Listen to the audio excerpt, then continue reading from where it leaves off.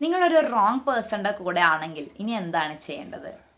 അപ്പം ഞാൻ റൈറ്റ് പേഴ്സണെ കുറിച്ച് പറഞ്ഞപ്പം അതൊരുപാട് എന്താ പറയുക, നിങ്ങൾ റൈറ്റ് പേഴ്സൺ എങ്ങനെ കണ്ടുമുട്ടാം എന്നാണല്ലോ പറഞ്ഞത്. സപ്പോസ് നിങ്ങൾ റോങ് പേഴ്സണിൻ്റെ കൂടെ ആണെങ്കിൽ നിങ്ങൾക്ക് എന്താ ചെയ്യാൻ സാധിക്കുക? ഇത് എൻ്റെ അന്വേഷണങ്ങളിൽ നിന്നും ഞാൻ കണ്ടെത്തിയിട്ടുള്ളതാണ്, എൻ്റെ ജീവിതത്തിൽ നിന്നും ഞാൻ പഠിച്ചിട്ടുള്ളതാണ്. ഈ റോങ് പേഴ്സണും റൈറ്റ് പേഴ്സണും എൻ്റെ ലൈഫിൽ ഞാൻ കണ്ടുമുട്ടിയിട്ടുണ്ട്. ഇത് രണ്ടും ഡിഫറെൻ്റ് എക്സ്പീരിയൻസുകളാണ്. ഇത് രണ്ടിൻ്റെയും സമയത്ത് തന്നെ സഹായിച്ചത് ദൈവം തന്നെയാണ്. സോ റോങ് പേഴ്സണിൻ്റെ കൂടെ ആയിരിക്കുമ്പോൾ നിങ്ങൾ സ്റ്റക്കായിപ്പോവും. നിങ്ങളുടെ സോളിനൊരു ഫ്ലോ ഉണ്ട്, നിങ്ങളുടെ ആത്മാവിന് ഒരു ഫ്ലോ ഉണ്ട്. ആ ഫ്ലോ അവിടെ നിന്ന് പോവും. നിങ്ങളൊരു റോങ് ഡിസിഷൻ എടുത്തിരിക്കുന്നു. അപ്പം നിങ്ങളുടെ സോളിൻ്റെ യാത്ര അവിടെ സ്റ്റക്കാവും. കാരണം നിങ്ങളെക്കുറിച്ചുള്ള ദൈവത്തിൻ്റെ പദ്ധതി അതായിരുന്നില്ല. അപ്പം നിങ്ങൾ പറയും പള്ളിയിൽ വെച്ച് വിവാഹം കഴിഞ്ഞതുകൊണ്ട് ദൈവത്തിൻ്റെ ആശീർവാദം ഉണ്ടാകും. ശരിയാണ്, ദൈവത്തിൻ്റെ ആശീർവാദം ഉണ്ടാകും. കാരണം ആ ശുശ്രൂഷയ്ക്ക് വലിയ ഒരു മഹത്വമുണ്ട്. അതായത് നിങ്ങൾ റോങ് പേഴ്സൺ വിവാഹം കഴിച്ചു, അത് ദേവാലയത്തിൽ വെച്ച് ഒരു ശുശ്രൂഷയുടെ ഭാഗമായിട്ട്, അല്ലെങ്കിൽ വിശുദ്ധ കുർബാന പോലെയുള്ള ഒരു അത്ഭുതത്തിൻ്റെ ഭാഗമായിട്ട്, അല്ലെങ്കിൽ വിവാഹം എന്ന് പറയുന്ന കൂതാശയുടെ ഭാഗമായിട്ട് നിങ്ങളൊരു റോങ് പേഴ്സൺ വിവാഹം കഴിക്കുമ്പോൾ ദൈവത്തിൻ്റെ ഒരു പിടുത്തം നിങ്ങൾ റോങ് പേഴ്സണിൻ്റെ കൂടെ ആണെങ്കിലും നിങ്ങളുടെ ദാമ്പത്യത്തിൽ ഉണ്ടായിരിക്കും. ദൈവം നിങ്ങളെ ഉപേക്ഷിച്ച് കളയൊന്നുമില്ല, അല്ലെങ്കിൽ നിങ്ങളുടെ ജീവിതത്തിന് അങ്ങനെ ഒരു ചീട്ടുകൊട്ടാരം പോലെ തകരാൻ ദൈവം അനുവദിക്കൊന്നുമില്ല. അതിനെ എപ്പോഴും ഒരു ബാലൻസ് ചെയ്യാനായിട്ട്, താങ്ങാനായിട്ട് ദൈവത്തിൻ്റെ കാര്യം ഉണ്ടായിരിക്കും. അതായത് ഭർത്താവും ഭാര്യയും മാത്രമല്ല, ഒരു റോങ് റിലേഷൻഷിപ്പിലാണ്, അതായത് നമ്മൾ ഒട്ടും ചേരാത്ത ഒരാളാണ് കല്യാണം കഴിച്ചതെങ്കിലും ദൈവത്തിൻ്റെ ഒരു താങ്ങും തണലും നിങ്ങൾക്കുണ്ടായിരിക്കും. അതുകൊണ്ട് നിങ്ങൾ അത് ഓർത്ത് ദൈവം കൂടെ ഉണ്ടാവില്ല എന്ന് നിങ്ങൾ വിചാരിക്കരുത്. ഒരിക്കലും അങ്ങനെ സംഭവിക്കില്ല. ഇനി ചിലപ്പോൾ അങ്ങനെ അല്ലാത്തവരുണ്ടാവും. ഇപ്പോൾ ഒരു കുദാശയുടെ ഇതല്ലാതെ വിവാഹം കഴിച്ചവരൊക്കെ എന്നെ കേൾക്കുന്നുണ്ടോ എന്ന് എനിക്കറിയില്ല. അങ്ങനെയുള്ളവരുണ്ടെങ്കിലും ഏത് സമയത്ത് നിങ്ങൾ പ്രണയവിവാഹമാണ്, ഞാൻ പ്രേമിച്ച് ഞാൻ ഇഷ്ടപ്പെട്ട് ഒരാളെ കല്യാണം കഴിച്ചതാണ്, പക്ഷെ റോങ് പേഴ്സൺ ആണെന്ന് പിന്നീടാണ് തിരിച്ചറിഞ്ഞത്. അപ്പോൾ എൻ്റെ ഇഷ്ടത്തിന് കല്യാണം കഴിച്ചതാണ്. എൻ്റെ മാതാപിതാക്കൾ ഞാൻ അനുസരിച്ചില്ല, പള്ളിയിൽ അച്ഛന്മാർ ഉപദേശിച്ചു അതനുസരിച്ചില്ല, പക്ഷെ എങ്ങനെയൊക്കെ നിർബന്ധിച്ച് പള്ളിയിൽ വെച്ച് തന്നെ വിവാഹം കഴിച്ചു, അല്ലെങ്കിൽ മറ്റേതെങ്കിലും തരത്തിൽ വിവാഹം കഴിച്ചു. എന്തെങ്ങനെ വേണമെങ്കിലും നിങ്ങൾ വിവാഹം കഴിച്ചിട്ടുണ്ടെങ്കിൽ സൃഷ്ടാവിന് ഒരിക്കലും സൃഷ്ടിയെ ഉപേക്ഷിച്ച് കളയാൻ സാധിക്കില്ല. അത് സൃഷ്ടി എന്ത് മാരക പാപത്തിൽ ഏർപ്പെട്ടാലും, മാരക പാപത്തിലൊക്കെ ഏർപ്പെടുമ്പോൾ കുറച്ച് ഡിഫറെൻ്റ് ആണ് കാര്യങ്ങൾ. എന്നാലും ഇതുപോലെയുള്ള ജീവിതവുമായി ബന്ധപ്പെട്ട് നിങ്ങൾ ഡിസിഷൻസ് എടുക്കുന്ന സമയത്ത് എന്തെങ്കിലും ഒരു പാളിച്ചയും പോരായ്മയും നിങ്ങളുടെ ഭാഗത്തു നിന്നുണ്ടായാലും സൃഷ്ടാവ് ഒരിക്കലും നിങ്ങളെ തള്ളിക്കളയുകയില്ല. സൃഷ്ടാവ് നിങ്ങളെ തള്ളിക്കളയാതിരിക്കാനുള്ള എന്താ പറയുക, ദൈവം നിങ്ങളുടെ കൂടെ നിൽക്കും. അതിന് നിങ്ങൾ ചെയ്യേണ്ടത്, നിങ്ങൾ ഇത് ശരിയാവില്ല, വർക്കൗട്ട് ആവില്ല. നിങ്ങളൊരു റോങ് പേഴ്സൻ്റെ കൂടെ ആണെങ്കിൽ തുടക്കം മുതലേ ഇതിനകത്ത് ഒരു കല്ലുകടി എന്ന് പറയും അല്ലേ, തുടക്കം മുതൽ ഒരു ട്രബിൾ ഉണ്ടാവും. നിങ്ങൾക്ക് അയാൾ പറയണതും മനസ്സിലാവുന്നില്ല, അയാൾ പറഞ്ഞ് നിങ്ങൾക്ക് മനസ്സിലാവുന്നില്ല. കമ്മ്യൂണിക്കേഷൻ ഭയങ്കര പ്രോബ്ലം ആയിരിക്കും, അണ്ടർസ്റ്റാൻഡിങ് ഉണ്ടാവില്ല. നിങ്ങൾക്ക് എങ്ങനെ മുന്നോട്ട് കൊണ്ടുപോകണമെന്ന് അറിയില്ല. നിങ്ങൾ പല രീതിയിൽ എക്സ്പെരിമെൻ്റ് ചെയ്ത് നോക്കും, പക്ഷെ അത് വർക്കൗട്ട് ആവില്ല. നിങ്ങൾ ഒട്ടും പ്രതീക്ഷിക്കാത്ത, നിങ്ങൾ വിചാരിക്കുന്ന പോലെ ഒരാളെ അല്ല അദ്ദേഹം എന്നൊരു ഒരു മനസ്സിലാകൽ നിങ്ങൾക്ക് ചിലപ്പോൾ ഉണ്ടാകും. ഇതൊക്കെ ഒരു എക്സാമ്പിൾസ് ആണ്, ഇതൊക്കെ ഇങ്ങനെയാവണമെന്നല്ല ഞാൻ പറയുന്നത്. അതായത് നിങ്ങൾ ചേർക്കപ്പെടേണ്ടവരായിരുന്നിരിക്കില്ല ചിലപ്പോൾ, പക്ഷെ എന്തൊക്കെയോ കാരണം കൊണ്ട് നിങ്ങൾ ഒന്നിക്കുവാണ്. ചിലപ്പോൾ നിങ്ങൾ തന്നെ സെലക്ട് ചെയ്ത ആളായിരിക്കും, പക്ഷെ പ്രണയിക്കുന്ന സമയത്ത് അയാളെ നിങ്ങൾ മറ്റൊരു വേർഷനായിട്ടാണ് കണ്ടിട്ടുണ്ടാവുക. അതിനകത്തൊക്കെ തിന്മയുടെ ഒരു പ്രവൃത്തി കൂടെ നടക്കുന്നുണ്ട്, പക്ഷെ നിങ്ങൾ കല്യാണം കഴിഞ്ഞ് കഴിയുമ്പോൾ മറ്റൊരാളായിട്ടാണ് നിങ്ങൾക്ക് തോന്നുന്നുണ്ടാവുക. അതായത് പിന്നെ നിങ്ങൾ മെച്യൂർഡ് അല്ലാത്ത സമയത്ത് ഒരു ഡിസിഷൻ എടുത്തു. നിങ്ങളൊരു 25 വയസ്സ് വരെ ബ്രെയിൻ ഡെവലപ്മെൻറ്റ്സുകൾ സംഭവിക്കുന്നു, അത് നിങ്ങൾക്ക് പക്വത വരാൻ സമയം എടുക്കുന്നു. അത് ഓരോരുത്തരുടെ മെൻ്റൽ ഏജ് ഡിഫറെൻ്റാണ്. ചിലർക്ക് ഒരു 25 വയസ്സിലും ചിലപ്പോൾ നിൽക്കുമ്പോഴും 19കാരിയുടെ മെച്യൂരിറ്റി ഉണ്ടാവുള്ളൂ. ചിലർക്ക് 19 വയസ്സിൽ നിൽക്കുമ്പോൾ 30കാരിയുടെ മെച്യൂരിറ്റി ഉണ്ടാവും. അതൊക്കെ നിങ്ങളുടെ ലൈഫ് സ്റ്റൈലിൻ്റെ ഡിഫറൻസ് അനുസരിച്ചിട്ടാണ് നിങ്ങൾക്ക് മെൻ്റൽ മെച്യൂരിറ്റി ഉണ്ടാവുന്നത്. അപ്പോൾ ഇത്തരം കാര്യങ്ങളൊക്കെ നിങ്ങൾ ഇൻഫ്ലുവൻസ് ചെയ്യുന്നുണ്ട് നിങ്ങൾ ഡിസിഷൻ എടുക്കുമ്പോൾ. അപ്പോൾ നിങ്ങളൊരു റോങ് ഡിസിഷൻ എടുത്തു, പല കാരണങ്ങളുടെ ഇൻഫ്ലുവൻസാലായിരിക്കാം. പക്ഷേ ഇപ്പോൾ ചിലപ്പോൾ ഫാമിലിയിൽ നിങ്ങൾക്ക് കുറേ ഇഷ്യൂസ് ഉണ്ട്, അപ്പോൾ കല്യാണം കഴിച്ച് കഴിഞ്ഞാൽ കുറേയൊക്കെ ശരിയാവുമെന്ന് കരുതി നിങ്ങൾ ഇഷ്യൂസ് എടുക്കുന്നു, ഈ തീരുമാനങ്ങൾ എടുക്കുന്നു. ഈ അവസ്ഥകളെല്ലാം ദൈവത്തിന് മനസ്സിലാകും എന്നാണ് ഞാൻ നിങ്ങളോട് പറയുന്നത്. ദൈവം ആരെയും ഒരിക്കലും ഉപേക്ഷിച്ച് കളയില്ല. നിങ്ങൾ പ്രണയിച്ച് വിവാഹം കഴിച്ചതുകൊണ്ടോ, നിങ്ങൾ പള്ളിയിലല്ല വിവാഹം കഴിച്ചത്, തെറ്റിനെ തെറ്റ് തന്നെ എന്ന് പറയേണ്ടി വരും. പക്ഷേ ദൈവം ആരും ഉപേക്ഷിക്കുന്നില്ല. ദൈവം എല്ലാവരെയും സ്നേഹിക്കുന്ന ഒരാളാണ്. ദൈവത്തിന് സ്നേഹിക്കാൻ മാത്രമല്ല അറിയുള്ളൂ. സോ നിങ്ങൾ തെറ്റാണെന്ന് തിരിച്ചറിഞ്ഞാൽ, അല്ലെങ്കിൽ എവിടെയോ തെറ്റെന്ന് നിങ്ങൾക്ക് തിരിച്ചറിഞ്ഞാൽ നിങ്ങൾ ദൈവത്തിൻ്റെ അടുത്തേക്ക് വരാൻ മടി കാണിക്കരുത്. ഞാൻ വന്നിട്ടുണ്ട്, ഞാൻ അതിൽ നിന്നാണ് പറയുന്നത്. അപ്പം എവിടെയോ എനിക്ക് പാളിപ്പോയി, എന്നെ ഉപേക്ഷിക്കരുത്, മുന്നോട്ട് പോകാനുള്ള വഴി എനിക്ക് കാണിച്ചു തരണം. നിങ്ങൾ റോങ് പേഴ്സണെ കൂടെ ആയിരിക്കുമ്പോൾ ഒരിക്കലും, അതായത് നിങ്ങൾക്ക് ഇപ്പം 2 പീസുകൾ തമ്മിൽ, ഇങ്ങനെ 2 സംഗതികൾ തമ്മിൽ ഒന്നിപ്പിക്കുമ്പോൾ അത് കറക്റ്റായിട്ട് ഒന്നിച്ച് അതൊരു കംപ്ലീറ്റ്നെസ്സിലേക്ക് വരണം. നിങ്ങൾ റോങ് പേഴ്സൻ്റെ കൂടെ ആകുമ്പോൾ നിങ്ങൾ എങ്ങനെ ചേർക്കാൻ ശ്രമിച്ചാലും ഇത് ചേരില്ല. അപ്പോൾ നിങ്ങൾക്കത് എങ്ങനെ മുന്നോട്ട് കൊണ്ടുപോകണമെന്ന് അറിയില്ല, നിങ്ങൾ സ്ട്രഗിൾ ചെയ്യും. അപ്പോൾ നിങ്ങൾ ചെയ്യേണ്ട കാര്യം, സകലത്തിൻ്റെയും ജ്ഞാനം ഉള്ള ദൈവത്തോട് ചോദിക്കണം. എവിടെയോ പാളി, അല്ലെങ്കിൽ എന്തോ ഒരു പ്രശ്നം ഈ ദാമ്പത്യത്തിനുണ്ട്, പക്ഷെ വിവാഹം എന്ന കുദാശ സ്വീകരിച്ചിരിക്കുന്നു. അതുകൊണ്ട് അപ്പ എങ്ങനെയാണ് ഇത് മുന്നോട്ട് കൊണ്ടുപോകേണ്ടത്? ദൈവത്തോട് ചോദിക്കണം. നിങ്ങൾ പറയുന്ന കാര്യം പാർട്ട്ണറിന് മനസ്സിലാവുന്നില്ല, അല്ലെങ്കിൽ നിങ്ങൾ ഉദ്ദേശിക്കുന്ന രീതിയിൽ പാർട്ട്ണറിന് കാര്യങ്ങൾ പിടികിട്ടുന്നില്ല, നിങ്ങൾക്കിടയിൽ ഒന്നും ഓക്കെ ആയി പോകുന്നില്ല. പക്ഷെ ഒരു കാര്യമുണ്ട്, നിങ്ങളെയും ഈ പാർട്ട്ണറെയും സൃഷ്ടിച്ച ഒരാളാണ് ദൈവം. ദൈവത്തിന് രണ്ടുപേരും അറിയാം, അല്ലേ? ഇപ്പം എനിക്ക് എൻ്റെ പാർട്ട്ണറെ ഇന്ന് വരെ മനസ്സിലായിട്ടില്ലെന്ന് വിചാരിക്കുക. എനിക്ക് ചിലപ്പോൾ ആളെ ജീവിതകാലം മൊത്തം മനസ്സിലാവാനും പോകുന്നില്ല, പക്ഷെ ഇയാളെ മനസ്സിലാകുന്ന ഒരു ദൈവമുണ്ട്. അപ്പോൾ എനിക്ക് ദൈവത്തോട് ചോദിക്കും, ദൈവമേ ഇദ്ദേഹത്തിന് എങ്ങനെയാണ് ഞാൻ ഹാൻഡിൽ ചെയ്യേണ്ടത്, എങ്ങനെയാണ് അദ്ദേഹത്തോട് ഞാൻ പെരുമാറേണ്ടത്? ദൈവത്തോട് ചോദിക്കാം. ദൈവം നിങ്ങൾക്ക് ജ്ഞാനം തരും. ഇനി ഈ ചേരായ്മ നിങ്ങളുടെ ജീവിതത്തിൽ സംഭവിക്കുന്നത് ചിലപ്പം ദൈവം അനുവദിച്ചിട്ടായിരിക്കാം. കാരണം ഞാൻ ഇമോഷൻസ് ഒരുപാടുള്ള ഒരാളാണ്. അപ്പോൾ എനിക്ക് വേണ്ടത് എൻ്റെ ഇമോഷൻസിനെ സപ്പോർട്ട് ചെയ്യുന്ന ഒരാളെ ആണെന്നാണ് ഞാൻ വിചാരിക്കുന്നത്.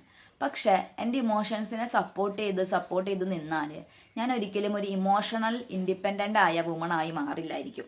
അതായത് എൻ്റെ ഇമോഷൻസിനെ ഞാൻ സ്വയം ഹാൻഡിൽ ചെയ്ത് സ്വയം പ്രശ്നങ്ങളെയൊക്കെ പരിഹരിക്കുന്ന ഒരു ഇൻഡിപെൻഡൻസിലേക്ക്, ഒരു സ്വാതന്ത്ര്യത്തിലേക്ക്, ഒരു വ്യക്തിത്വ വളർച്ചയിലേക്ക് എനിക്ക് എത്താൻ പറ്റില്ലായിരിക്കും. അത് ദൈവത്തിന് അറിയാം. അതുകൊണ്ട് ചിലപ്പോൾ ഇമോഷണലി അൺഅവൈലബിൾ ആയ ഒരാളെ എനിക്ക് തരാം. അപ്പം ഞാൻ സ്ട്രഗിൾ ചെയ്യുന്നുണ്ട്, എനിക്കൊരു ഇമോഷണൽ സപ്പോർട്ട് കിട്ടാത്തത് കൊണ്ട് ഞാൻ സ്ട്രഗിൾ ചെയ്യുന്നുണ്ട്. പക്ഷെ അദ്ദേഹം അവിടെ ഇല്ലാത്തത് കൊണ്ട് ഞാൻ എന്നെ തന്നെ മാനേജ് ചെയ്യാൻ പഠിക്കുന്നുണ്ട്. ഞാൻ അതിനെക്കുറിച്ച് ഇങ്ങനെയാണ് എഴുതാ, ചാരിക്കിടക്കാൻ ഒരു തോളില്ലാത്തത് കൊണ്ട് നിവർന്ന് നിൽക്കുന്നു, അത്ര തന്നെ. ഇനിയും കുറച്ച് മെച്യൂരിറ്റി കുറവുള്ള ഒരു പെൺകുട്ടി, ഒരു സ്ത്രീയെ, ഒരു മെൻ്റൽ മെച്യൂരിറ്റി കുറവോ അങ്ങനെ എന്തെങ്കിലും ഒരു, എനിക്കറിയില്ല പുരുഷന്മാർ എന്ത് സ്ട്രഗിളാണ് ഫേസ് ചെയ്യുന്നതെന്ന്, കുറച്ച് വായാടിയായിരിക്കും, കുറച്ച് സാമർത്ഥ്യം കൂടിയ സ്ത്രീ അങ്ങനെയൊക്കെ പറഞ്ഞു കേട്ടിട്ടുണ്ട്, അല്ലെങ്കിൽ സങ്കല്പത്തിലേ ഉള്ള ഒരാളല്ല എന്നൊക്കെ ഉണ്ടായിരിക്കും. പക്ഷേ അവരുടെ നന്മ കണ്ടെത്താൻ ശ്രമിക്കണം. അവരെ നിങ്ങൾക്ക് ദൈവം തന്നതല്ലേ, അപ്പോൾ അവരിൽ എന്തെങ്കിലും ഒരു നന്മ ഉണ്ടാവും. എന്തായാലും ദൈവം നിങ്ങൾക്ക് തന്നതല്ലേ, അപ്പോൾ അതിന് പുറകിൽ എന്തെങ്കിലും ഒരു കാരണം ഉണ്ടായിരിക്കും. ഈ കാരണം അറിയാൻ വേണ്ടിയിട്ടാണ് നിങ്ങൾ ദൈവത്തോട് ചോദിക്കേണ്ടത്. അതായത് ദാമ്പത്യ ജീവിതം അത് റൈറ്റ് പേഴ്സൺ ആണെങ്കിലും റോങ് പേഴ്സൺ, റൈറ്റ് പേഴ്സൺ കുറച്ചും കൂടി ഈസിയാണ് കാര്യങ്ങൾ, പക്ഷെ റോങ് പേഴ്സൺ ആണെങ്കിലും അല്ലെങ്കിൽ എന്തെങ്കിലും റോങ് പേഴ്സൺ തന്നെ ആയിരിക്കണം എന്നല്ല കേട്ടോ. എല്ലാവരും റോങ് പേഴ്സൺ ആണെന്ന് വിചാരിച്ചേക്കല്ലേ. ദാമ്പത്യം എന്ന് പറഞ്ഞാൽ തന്നെ കോംപ്ലിക്കേഷൻസ് ഉണ്ടാകും. രണ്ട് ഡിഫറെൻറ്റ് ഇൻഡിവിജ്വൽസ് അല്ലേ അവിടെ ഒന്നിക്കുന്നത്. അപ്പോൾ ദാമ്പത്യത്തിന് ദൈവത്തിൻ്റെ ബ്ലെസ്സിങ് വേണം. അത് നിങ്ങൾക്ക് കിട്ടിയിട്ടുണ്ടെങ്കിൽ, കിട്ടിയിട്ടില്ലെങ്കിൽ നിങ്ങൾ ദൈവത്തോട് ചോദിച്ചത് വാങ്ങണം.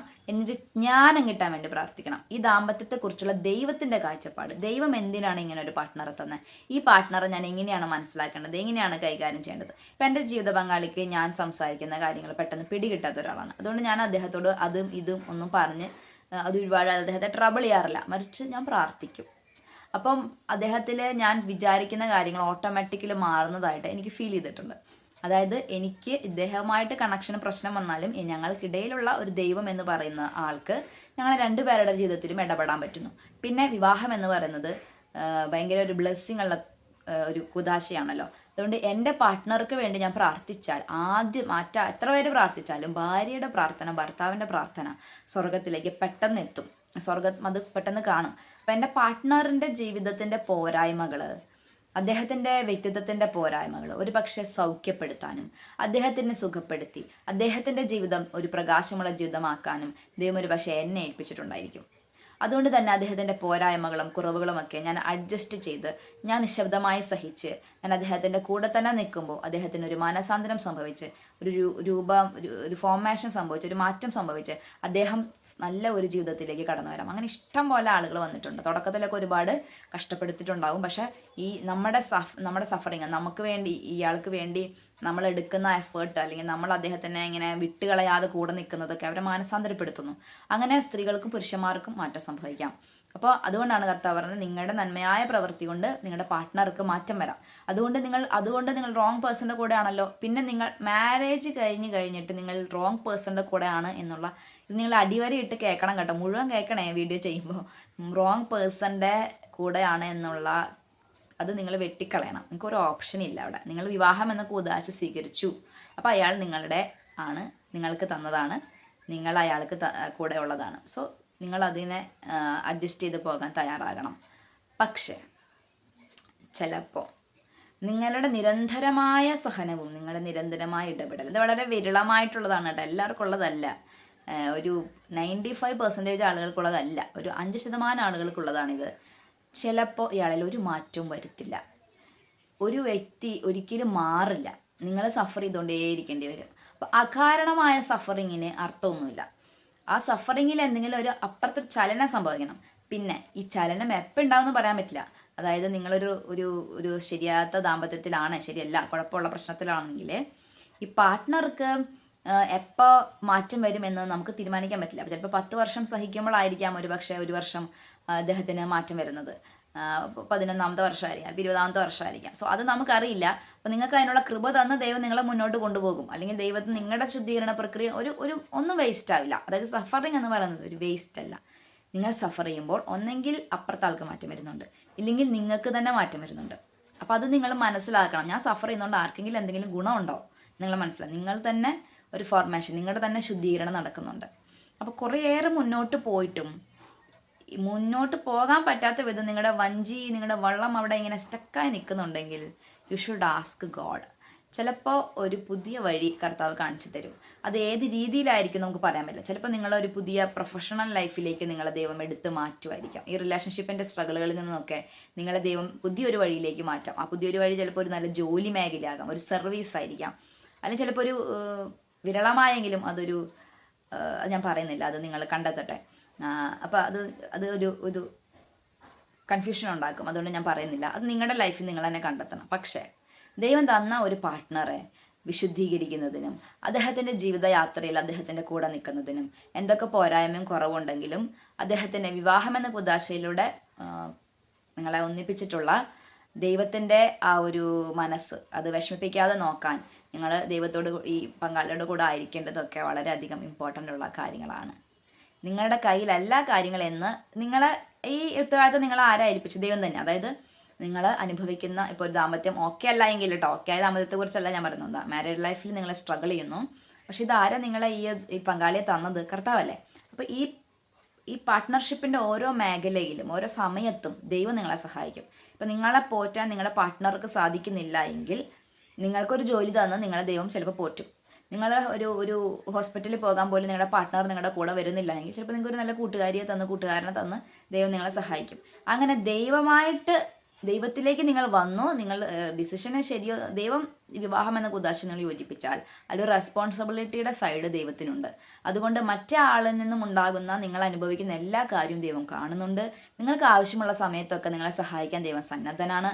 നിങ്ങൾ ദൈവം പറയുന്നിടത്തോളം ഈ കുരിശുമായിട്ട് മുന്നോട്ട് പോകണം. പിന്നെ നിങ്ങൾ അനുഭവിക്കുന്ന സഫറിങ് അങ്ങ് എക്സ്ട്രീം ആണെങ്കിൽ, അത് നിങ്ങളുടെ എല്ലാ തരത്തിലും കാർന്ന് തിന്നുവാണെങ്കിൽ, ആ സഫറിങ്ങിന് ഒരു നന്മയായിട്ടുള്ള റിസൾട്ട് ഉണ്ടാകുന്നില്ല, നിങ്ങൾ സ്വയം നശിക്കുകയും ഈ ദാമ്പത്യത്തിൽ നിങ്ങൾ എന്ന ആ ഒരു ഇതിൽ നിങ്ങൾ മുങ്ങിത്താണ് പോവുകയാണെന്ന് തോന്നുവാണെങ്കിൽ ദൈവം ഒരു പിടിവള്ളി ഇട്ട് തരും. ആ പിടിവള്ളി എന്താണെന്നുള്ളത് വ്യക്തിപരമായി മാത്രമേ ദൈവം നിങ്ങളോട് പറയൂ. അത് എനിക്ക് പറഞ്ഞു തരാൻ പറ്റില്ല. അതൊരു മിസ്ലീഡായി പോകും. അത് നിങ്ങളുടെ ജീവിതത്തിൽ നിങ്ങൾക്ക് മാത്രം അറിയൂ. ദൈവം നിങ്ങൾക്ക് പറഞ്ഞു തരും. അതിന് നിങ്ങൾ ദാമ്പത്യത്തിൽ ഒരുപാട് കഷ്ടപ്പെടുന്നുണ്ടെങ്കിൽ നിങ്ങളൊരു 3-4 വർഷമെങ്കിലും അതിനു വേണ്ടി കുറച്ച് കാലഘട്ടം നിങ്ങൾ അതിനു വേണ്ടി മാറ്റിവെച്ച് ഈ ദാമ്പത്യത്തിൻ്റെ പ്രശ്നങ്ങളെ പരിഹരിക്കാൻ വേണ്ടി മാറ്റിവെക്കണം, പ്രാർത്ഥിക്കാൻ വേണ്ടി മാറ്റിവെക്കണം, ഒരു മിറാക്കിൾ സംഭവിക്കാൻ വേണ്ടി മാറ്റിവെക്കണം. എന്നിട്ടൊന്നും ശരിയാവുന്നില്ലെങ്കിൽ ദൈവത്തോട് ഒരു ഉത്തരത്തിനായിട്ട് പ്രാർത്ഥിക്കണം. എന്താ ഇനി ചെയ്യണ്ടേ? എനിക്ക് ചെയ്യാനുള്ളതൊക്കെ ഞാൻ ചെയ്തു കഴിഞ്ഞു എന്ന് ഞാൻ ഉറപ്പ് വരുത്തണം. അത് ദൈവം തന്നെയാണ് പറഞ്ഞു തരാം. അതൊക്കെ ദൈവം തന്നെ നോക്കുക. ഇനി ഞാൻ എന്താണ് അപ്പം ചെയ്യേണ്ടത്? ദൈവം പെട്ടെന്നൊന്നും വിട്ടുപോകാനൊന്നും പറയുന്ന ഒരാളെ അല്ല, ഗിവപ്പ് ചെയ്യാൻ പറയുന്ന ഒരാളെ അല്ല.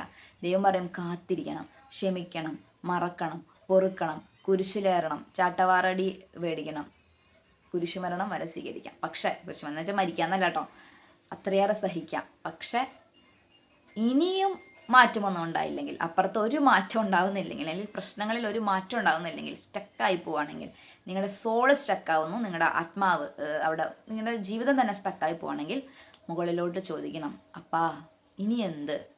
ആ ചോദ്യം നിങ്ങളാണ് ചോദിക്കേണ്ടത്. നിങ്ങൾക്ക് വേണ്ടി അത് വേറെ ആൾക്കും ചോദിക്കാൻ പറ്റില്ല.